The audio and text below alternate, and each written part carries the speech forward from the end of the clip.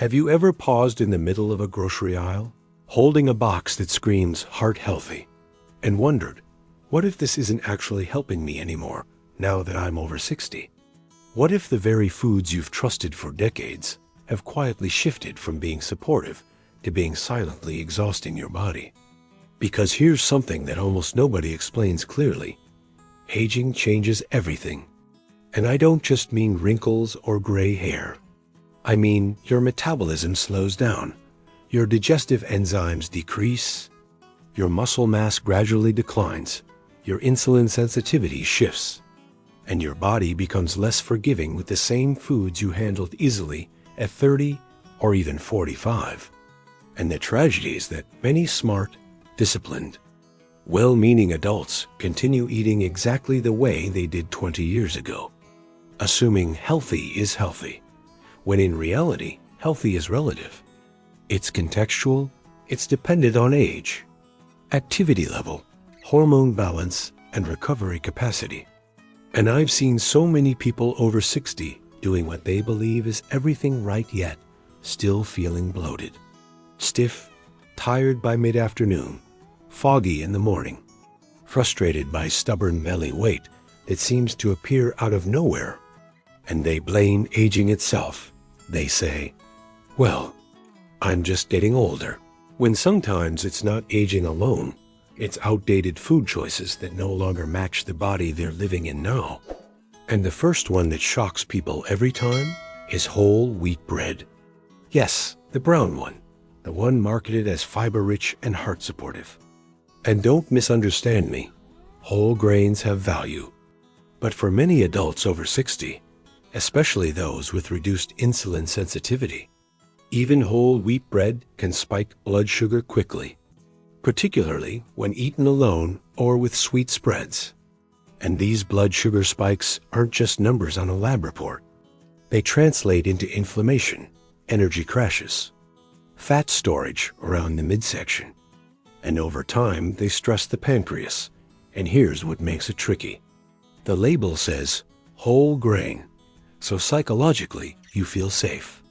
You feel responsible, but the body doesn't care about marketing. It responds to glucose load, and as muscle mass decreases with age, your body has fewer places to store glucose efficiently, meaning more of it lingers in the bloodstream. And that lingering glucose contributes to glycation, which accelerates aging at the cellular level, affecting skin elasticity, joint comfort, and even cognitive clarity. And I once spoke with a 68-year-old woman who swore she ate clean oatmeal every morning, whole wheat toast at lunch, light dinner, no soda, no candy, yet her fasting glucose crept higher each year. And when she reduced grain portions and increased protein and healthy fats, her energy stabilized within weeks, not because grains are evil, but because her body at 68 wasn't the same body at 38. And that distinction matters more than people realize. And then there's fruit smoothies, which sound harmless, almost virtuous. Colorful blends of bananas, mangoes, berries, sometimes even labeled detox or immunity boosting. But blending fruit changes the way your body processes it. Because chewing slows you down. Chewing signals satiety hormones. Chewing creates a gradual release, whereas drinking fruit allows sugar to enter the bloodstream rapidly, especially when multiple fruits are combined. And for someone over 60 whose insulin response may already be slower, that quick surge can create a roller coaster effect energy spike, then fatigue, then cravings, and it becomes subtle. You don't crash dramatically, you just feel slightly off, slightly hungry sooner than expected, slightly irritable by mid-morning. And you might not connect it to the smoothie because it feels so clean, so fresh, so natural. And yet natural sugar is still sugar in terms of metabolic impact, especially in liquid form. And then we have low-fat yogurt, one of the most misunderstood foods in the modern supermarket, because when fat is removed, flavor often disappears, and manufacturers frequently add sugar to compensate. So what appears to be a light choice can contain as much sugar as dessert. And for aging joints already coping with decades of wear and tear, excess sugar feeds inflammation, and inflammation is not just swelling. It's stiffness when you wake up. It's slower recovery after walking. It's that dull ache that seems to linger longer than it used to. And sugar also affects brain health by contributing to insulin resistance in neural tissue, something researchers are increasingly examining in relation to cognitive decline. And this is not about fear. It's about awareness. Because at 25, your body could absorb a sugary yogurt and move on without noticeable consequences.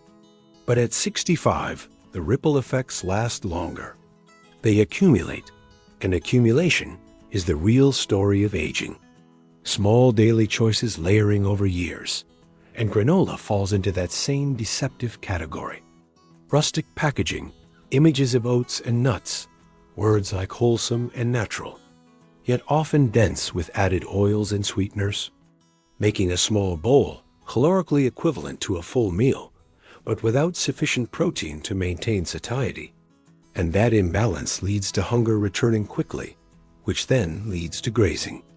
And grazing combined with slower metabolism quietly increases visceral fat, the type stored deep in the abdomen, which correlates strongly with cardiovascular risk. And it feels unfair because you're not overeating dramatically. You're simply eating slightly more than your current metabolic rate can handle. And that margin for error narrows as the years pass. And finally, vegetable oils heavily promoted as heart-healthy corn oil, soybean oil. Certain refined seed oils contain high levels of omega-6 fatty acids. And while omega-6 fats are not inherently bad, modern diets often contain them in excess relative to omega-3 south, creating an imbalance that may promote inflammatory pathways. And an aging body, already managing oxidative stress and cellular repair, does not benefit from chronic low-grade inflammation. It benefits from balance, from anti-inflammatory fats like extra virgin olive oil, from moderate portions, from nutrient density rather than empty calories. And the overarching message here is not panic, not restriction, not obsession, but adaptation. Because what served you at 40 may not serve you at 60, and pretending otherwise doesn't honor your current physiology. It ignores it, and honoring your body means adjusting with it, not fighting it.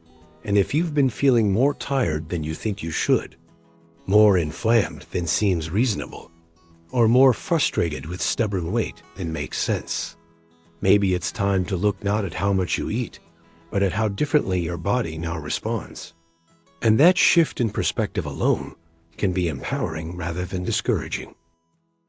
And here's where it becomes deeply personal, because aging isn't just about biology, it's about identity.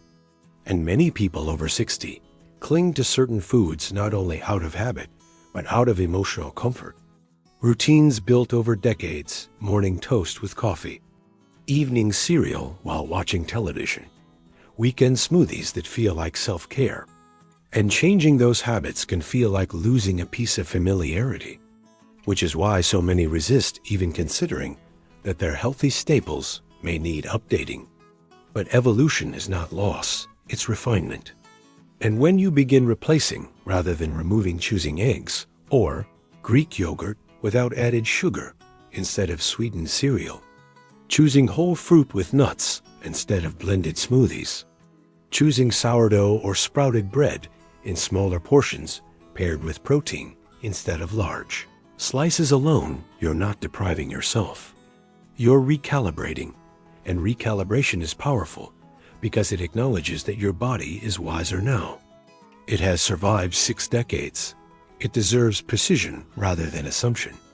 And one of the most overlooked aspects of nutrition after 60 is protein adequacy. Because muscle loss accelerates with age in a process called sarcopenia, and without sufficient protein, that muscle loss continues, reducing metabolic rate further, weakening bones indirectly, and increasing fall risk. And many of the so-called healthy foods discussed earlier are carbohydrate dominant with minimal protein, which means they fail to support muscle preservation, and muscle is not just aesthetic. It is metabolic insurance, it is glucose regulation, it is stability, it is independence. And protecting it requires intentional choices, not accidental ones. And hydration also plays a quiet but critical role, because thirst perception diminishes with age, and mild dehydration can mimic fatigue and hunger, leading people to snack unnecessarily when they simply need water.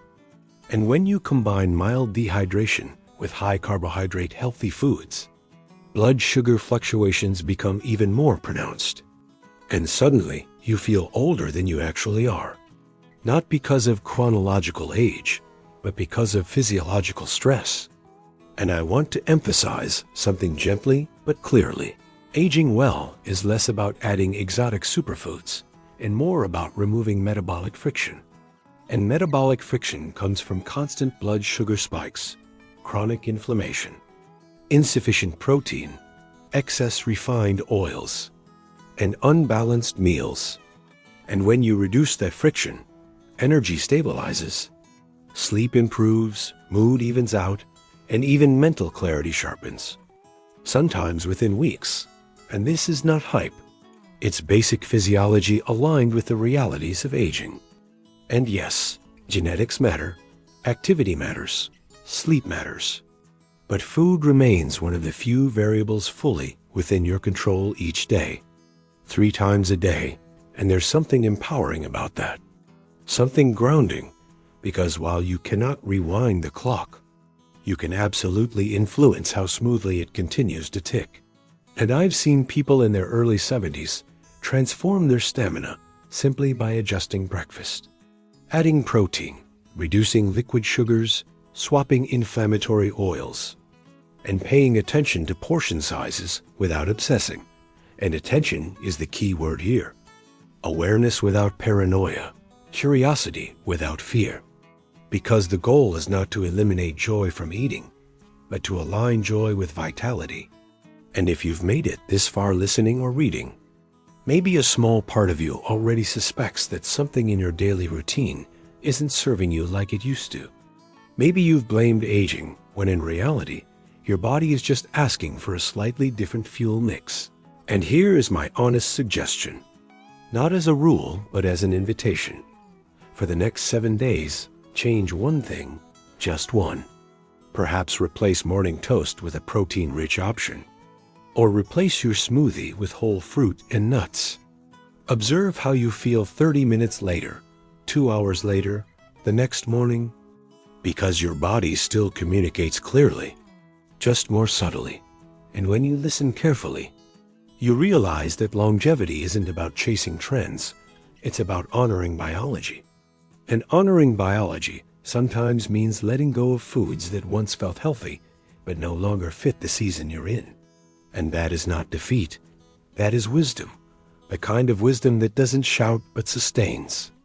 And if there's one message to carry forward, it's this.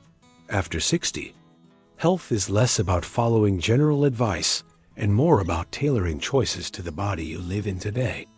And when you do that consistently, quietly, patiently, you don't just add years to your life, you add life to your years.